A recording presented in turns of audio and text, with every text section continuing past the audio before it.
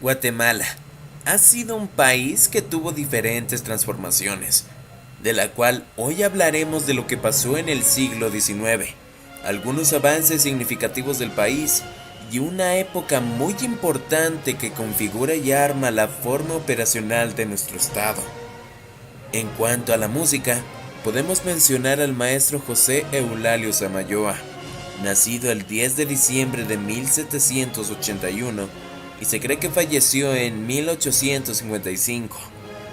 Fue un gran músico, parte de la primera generación de compositores en América, teniendo piezas sacras en latín y español, y asimismo el primero que introdujo o abordó la música sinfónica, de la cual se conoce la Séptima Sinfonía, la Sinfonía Cívica, la Sinfonía Histórica y una pieza emblemática de las marchas fúnebres, siendo esta la Granadera, entre otros maestros también igual de importantes como José Escolástico Andrino y Juan de Jesús Hernández. Dada a esta introducción en la música, nace la música pianística, la ópera, bandas militares y la introducción de la marimba cromática, instrumento inventado en Quetzaltenango por Sebastián Hurtado en 1894. Desde la innovación de la marimba, esto permite a los experimentados del instrumento tocar música de salón, de boga, valses, mazurcas, pasos dobles y entre otro tipo de música académica. Asimismo surgió compositores locales de los que cabe destacar a los hermanos Betancourt, los hermanos Hurtado, los hermanos Eustorgio, Benedicto Valle, Guatzbeli Aguilar y el más destacado maestro de todos, Mariano Valverde. Eso también da como resultado que en Europa regresaran músicos virtuosos como lo fue Herculano Alvarado, Luis Felipe Arias, Julián González y Miguel Espinosa. Sin embargo, no fue la misma situación para las artes plásticas, ya que la situación política del siglo en cuestión no favoreció al desarrollo de las artes plásticas, algo que solo ocurrió hasta en los finales del mismo. La escultura colonial, que había ganado justo prestigio, casi desapareció y se recurrió a la importación de piezas de mármol y de bronce. La arquitectura también tuvo muy poco desarrollo, a excepción de los proyectos urbanísticos de la época de la Reforma Liberal.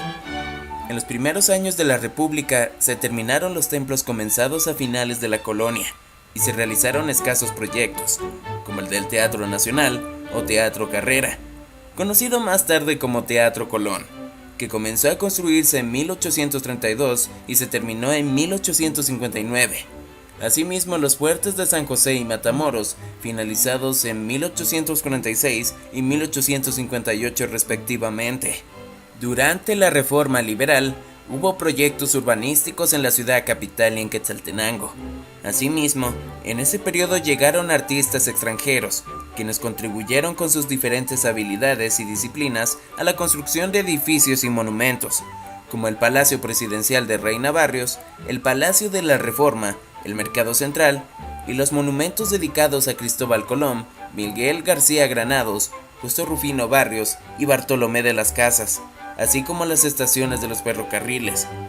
En 1853 llegó a Guatemala el gran maestro suizo Juan Bautista Frener, escultor y grabador contratado para la Casa de Moneda, quien diseñó el escudo nacional y fue el autor de la mayoría de los grabados que se troquelaron en todas las monedas de ese siglo. También entre los pintores cabe destacar a Julián Falla, Viviano Salvatierra y muy particularmente a Francisco Cabrera, famoso por sus excelentes miniaturas. En cuanto a la literatura, los literatos sobresalientes del siglo XIX fueron los poetas José Batres Montúfar, Juan Diegues de Olaverry, Josefa García Granados, Ismael Serna, Domingo Estrada, Fernando Cruz y María Cruz. Se destacaron también los novelistas Antonio José de Irizarry, José Mía y Vidaurre, también conocido por su seudónimo como Salomé Gil, y el historiador Agustín Mencos Franco.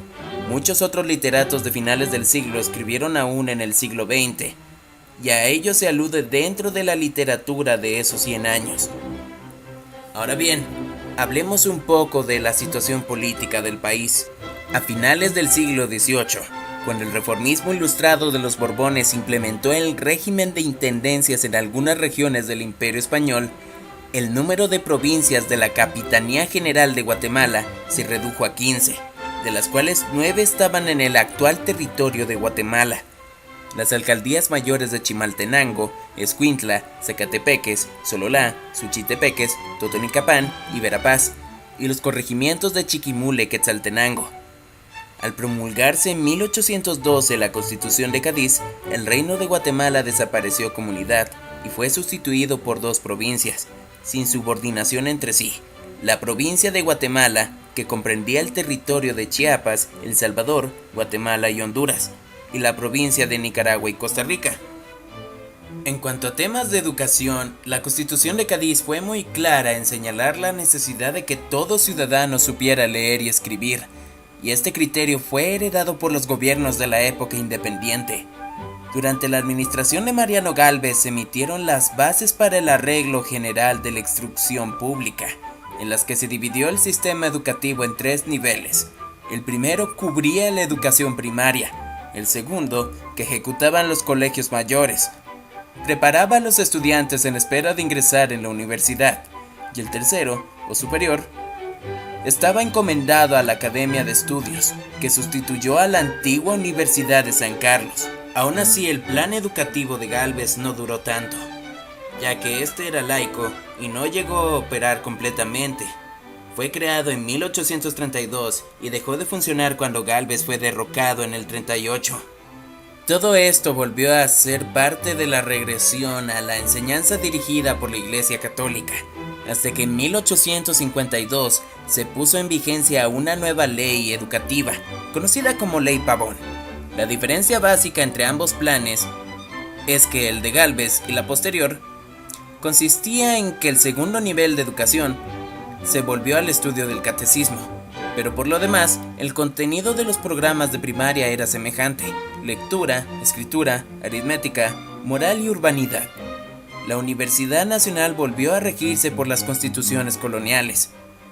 El número de escuelas aumentó con el tiempo. En 1821 funcionaban 6 en la capital, y en 1863 había 205 establecimientos municipales gratuitos, a los que asistían 7,000 niños. El gobierno de la Reforma Liberal introdujo cambios básicos en el sistema educativo.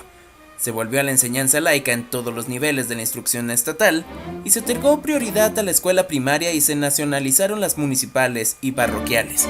Se crearon centros de educación media para hombres y mujeres, lo que ampliaron aún la posibilidad de un mayor nivel de conocimientos para quienes no iban a la universidad.